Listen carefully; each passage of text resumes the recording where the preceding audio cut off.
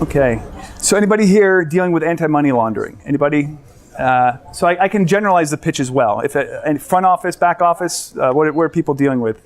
But I'll go anti-money laundering, but you can extrapolate from how we apply that to other use cases. So my name is Michael Warner. I'm the founder and CEO of Quantum4D. And we've been developing this next generation interface to data for many years now. And we're just now going to market beyond our initial alpha customers with a new kind of interface to looking at data. So quickly, the problem is that rows and columns obstruct and obscure the sort of multidimensional nature of most problems. The reason we use rows and columns in spreadsheets is because, well, that's what we had in VisiCalc, and that's what we had in ledgers that go back to papyrus. And it doesn't make sense, right? Because we can think of it even visually. The size of the market's big, 5% of the world represents the bad guys shifting around money, so it's in everybody's interest to solve this problem. And it's growing immensely because of the regulations that are being moved in the bank now from different countries. And right now the methods are very archaic. You're setting up rules, triggering alerts, and your banks are getting too many exceptions, and that's a problem because right now they're having to hire people, which is a very expensive way of dealing with exceptions, and they're still not getting through all those exceptions by the end of the day, and they're getting big fines. Like HSBC recently got fined $2 billion for allowing this to happen on their network. So what is the Quantum4D solution? Here. So this is it right here. So there's no file or folder. It's 6 concepts. I'll teach you gladly. It feels like Google Earth, where you fly through data. And it can be very simple line charts, because sometimes the answer is 42 and you don't need to see anything else. But other times you need to see big complex things that can be scary at first, but when you understand what they are, you're seeing thousands of variables in a position and context that you can actually understand at a glance, okay? And by the way, the eye is still the best pattern recognition system, hands down. It's been proven by CERN that the human eye is still better than any algorithm by a computer. So I want to talk quickly about use cases we've had with various banks. They tend to be very specific because we live in a world where you have specific users doing specific things because of the interface. There's this AI kind of side now, this kind of reasoning on data, which I could talk about for days. It's a lot of fun. And then there's Swift transactions. We've been working for Swift for many years, modeling the payments systems.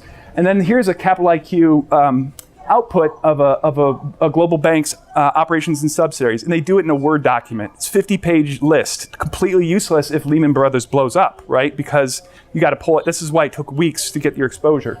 And then over here is your actual operation system, and that should be connected to this and this and this especially. All these should be one unified environment, but they're not. And then ultimately it's all running on these IT infrastructures where if a server goes down in one place, that can affect your application, which means you miss a fraud and you get fined. So in Quantum4D, it's all one model where I can click on a counterparty in Japan and see my business with them. And if the application goes down, I can see the propagation of the fault through the system to the system failure. So it's all one model. And you have many perspectives on it by different stakeholders, but it facilitates a kind of collective intelligence because you have a context to communicate and articulate models. So we have a data view, of course. It's fun replicating spreadsheets, but you have to do it because sometimes you want to see those answers. We have a power user, and then we can surface what we do up on the web as a series of portals, of data portals, like visual portals. And you also have some incredible advantages where we can beat Google finding numbers. Like if you look for the GDP of France, you'll find it faster in our software than you will in Google. And I can talk about that. So AML use case, executives are going to want to see the world overview. How many exceptions am I getting that are yellow or green, so to speak. Kind of regional overview, subregions, industries, and actual companies down to the beneficiary, where you can see in one view the entire global operations, and you're going to want to put it in Corning glasses coming out in these wall-sized screens in your room where you could see it as like a living organism, right? And you'll see the transactions move around the world with time, and you could surface up those alerts where the guy who you want to retain, who you've trained to use these systems, loves his job because he's got a cool gamified interface. He's not looking at rows and columns all day, and he loves his job. So from that executive view down to those rooms full of analysts going through those as exceptions, you're going to find even the people who are able to think outside the box and anticipate guys that are learning your algorithms and rules and circumventing them. So So we're going to arm you to beat those guys. At Swift, global payments, I got to be sensitive to time here. Guess when this was taken? Any guesses? That's the financial crisis. That thick pipe is between the Euro countries and the United States. The color red is obviously bad, like blood, and green is good.